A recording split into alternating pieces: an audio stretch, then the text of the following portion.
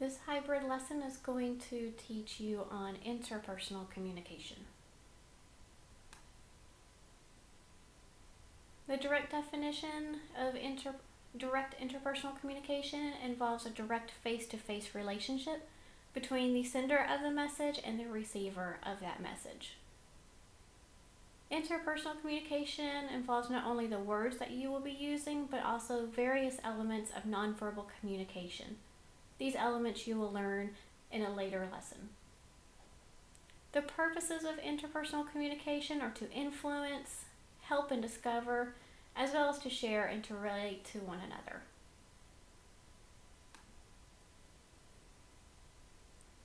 Interpersonal communication is categorized by the number of participants, and we'll look at these categories in the following slides.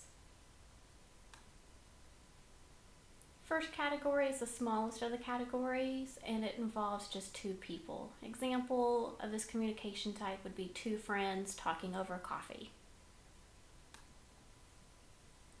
The next one is group communication aspect. This involves 3 or more persons, although some communication scholars still are inconsistent as to what the top number end of the number scale would be. Some say 7, some say 10. So it really varies there.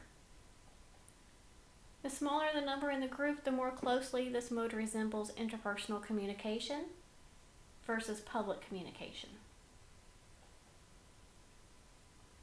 Many times this communication takes place for the purpose of problem solving or decision making.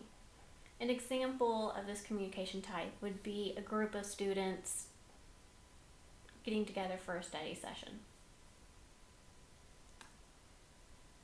The final aspect is public communication, and this involves a large group with a primarily one-way monologue, such as a public speaker and multiple audience members. This is normally for information sharing, entertainment, and persuasion. Intents can also be used for public communication.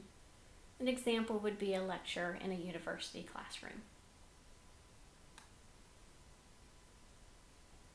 There are different related concepts in interpersonal communication, and we'll take a look at each in the following slides. First up is your conversations. Considered very informal, this is your everyday speech.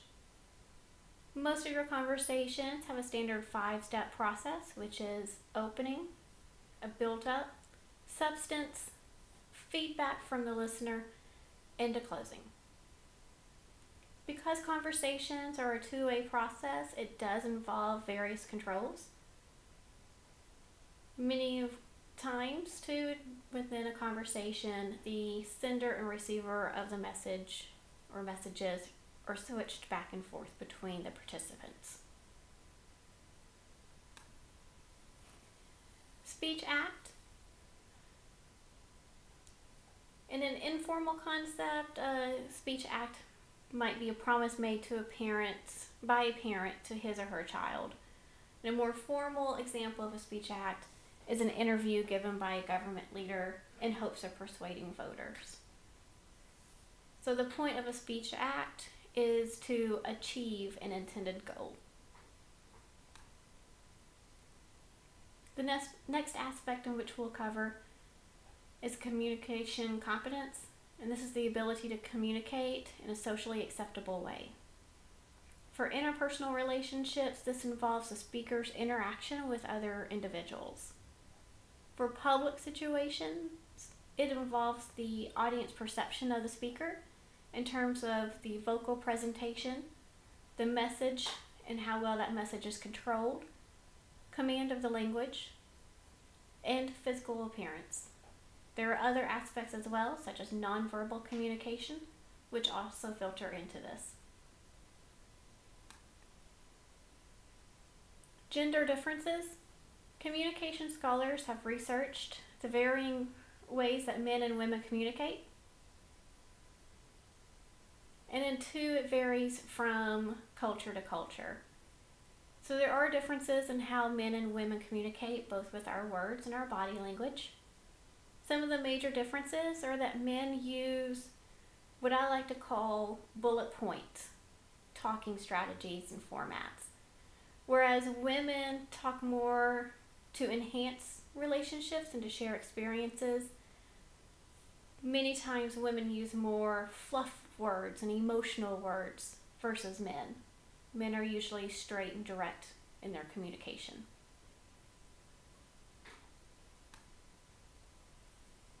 Meta communication is the last aspect we're going to cover in this subtopic. In meta communication is the act or process of communicating rather than focusing on the content of communication. So the example of a meta communication is a couple that's arguing about how to spend their money.